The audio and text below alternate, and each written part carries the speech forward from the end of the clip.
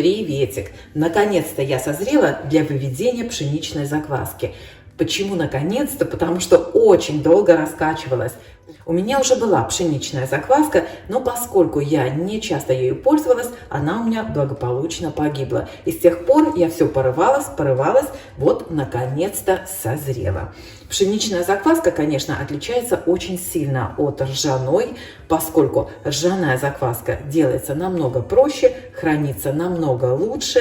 И даже если вы забыли ее вовремя подкормить, все, что ей нужно, это подкормите, и она оживет и будет опять вас радовать своим жизнерадостным видом, так скажем. Если вы еще не смотрели мое видео о ржаной закваске, посмотрите, пожалуйста. Это очень простой рецепт, один из самых первых на канале, поэтому вы, наверное, заметите разницу в качестве съемки, но вот та закваска, которую я вывела в тот раз, это было больше года тому назад, она до сих пор у меня есть, я до сих пор ею пользуюсь и до сих пор пеку на ней хлеб. То есть это вечная закваска, скажем так. А сегодня я решила сделать итальянскую закваску, которая называется Lievito Madre. Это закваска на фруктах, на ягодах. И я думаю, что все вы о ней слышали, и даже, возможно, она у вас есть. Я ее делаю в первый раз. Делать ее можно на любых фруктах и ягодах. Чаще всего ее делают на винограде, и я тоже буду делать на винограде. Если вы решитесь делать закваску, я вам очень советую все продукты взвесить. И тогда у вас будет идеальная закваска. Это закваска 50% влажности, то есть количество сухих ингредиентов или муки в 2 раза больше, чем количество влажных. Делать я буду вот в таком блендере. Можно взять ручной погружной блендер, что вам удобно. Все, что нам нужно, это виноград, который я помыла. Если у вас домашний виноград, то мыть его не нужно, поскольку на кожице имеется большое количество грибков, дрожжей, которые помогут закваске быстрее или лучше созреть. Итак, перебиваем виноград. Забыла сказать, что виноград у меня без косточек, но это не принципиально. Туда же добавляю воду, чтобы было проще как бы сделать кашицу. Вот и все. Мука у меня высшего сорта, или берите муку с высоким содержанием белка. В моей муке белка 11 грамм на 100 грамм муки. Берите такую или с большим содержанием белка. Чем больше, тем лучше. Но опять же, это не так уж и важно. Конечно, лучше брать такую муку, но если у вас такой муки нет, то ничего страшного. В муку выливаю виноград вместе с водой. Теперь вилочкой начинаю замешивать тесто.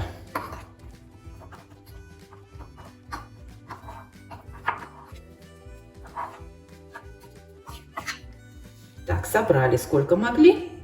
Теперь продолжу рукой. Так, подложу посудное полотенце, чтобы не громыхало. Можно переложить тесто на стол или на рабочую поверхность и просто соберите все кусочки. Вот так соберите все кусочки теста, муки, пока не получится такое вот мягкое, гладкое тесто. Вот такое гладкое, мягкое тесто получается. Его немножко округлю, чтобы оно у меня поместилось в стакан. Смотрите, какое мягкое, хорошее такое тесто получается. Так, поместится, поместится. Теперь его нужно сверху разрезать вот так крестом. Положить в стакан и плотно накрыть крышечкой. Так, вот и все. Теперь эту закваску нужно положить в теплое место. Оптимальная температура для выведения этой закваски 25-30 градусов. Поэтому можете поставить ее в теплую духовку или включите лампочку в духовке, можете поставить под лампочку или просто поставьте в теплое место возле включенной батареи, в шкафчик. Ну, в общем, там, где у вас тепло. Оставляю закваску на 24 часа. Сейчас у меня половина второго дня. Встречаемся завтра в это же время. Всем привет! Второй день моей закваски Левито Мадре. И, честно сказать, я вижу очень-очень мало изменений. Несколько пузырьков есть. Видно, что она как-то что-то происходит. Смотрите, вот это все пузырьки, если вам видно. Вот здесь вот есть пузырьки, но она в объеме практически не увеличилась. Вот здесь вот видно больше пузырьков. Но видно, что в объеме закваска не увеличилась. Она стала намного жиже. Как я уже вам вчера сказала, я просмотрела очень много информации про эту закваску и прочитала, убрала конденсат. Во многих видео я посмотрела, что если в первые 24 часа особой активности в закваске не видно, то подкармливать ее не нужно, нужно оставить еще на 24 часа. То есть первая подкормка у нас будет через 48 часов. Ставлю обратно в теплое место. Возможно, у меня не очень тепло на кухне. С утра я, честно сказать, вообще видела очень-очень мало активности, и поэтому положила эту баночку в духовку, которую я заранее разогрела и выключила. Вот, ну, сейчас вот видно хотя бы немножко активности. Ну что, будем ждать до завтра. Всем привет! Прошло 48 часов, и если честно сказать, я уже собралась эту закваску выбросить, потому что в ней было, ну, очень мало активности. Сняла с нее верхний слой, но когда посмотрела поближе, оказалось, что она изменила консистенцию и стала немного более жидкой и тягучей. И я решила, вот смотрите, там появились такие, знаете, нити глютеиновые или нити клейковины, поэтому я решила дать ей еще один шанс. Сейчас будем подкармливать. Итак, от момента начала прошло ровно 48 часов. Знаете, наверное, возьму чашку. Я думаю, что легче будет это делать вот в такой кружке. Как я уже сказала, верхний слой я сняла. И теперь возьму 50 грамм вот этой закваски. Ну, давай, падай. Так, это много. Смотрите, как она тянется. Ну, 53 грамма, ладно. 52 грамма. Ну вот, в общем, я, честно говоря, готова прямо ее выбросить. Ну, ладно. Уже доведем ее до ума, посмотрим, что получится.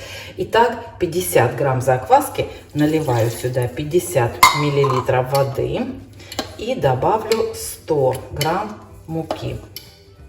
Я эту вон банку отмывала, наверное, минут 15. У меня все было в этой закваске. Она такая липучая, знаете, вся раковина, все руки, по-моему, до сих пор склеены. Так, как я вам сказала раньше, конечно, эта закваска требует немножко больше усилий, чем ржаная. Ну и подсыпем сюда 100 миллилитров, 100 грамм, то есть, муки. Эта закваска 50% влажности, поэтому сухих ингредиентов в 2 раза больше. Ну и все хорошенечко размешиваю. Опять получилось тесто. Интересно, оно так должно быть.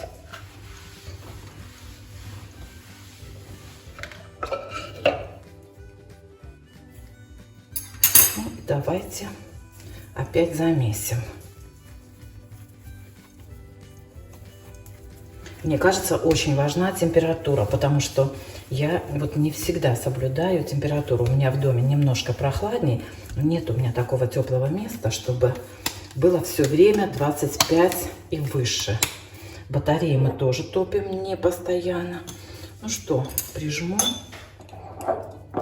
и посмотрим, что будет. Закрываю крышечкой. Вот смотрите, вот до черной надписи как раз у меня этой закваски. Ставлю ее опять в теплое место. Ну, не знаю, попробую найти самое теплое место для нее. Положу ее, наверное, в микроволновку вовнутрь, потому что там более или менее такая, ну, может быть, одинаковая температура будет поддерживаться. Честно сказать, не впечатлена.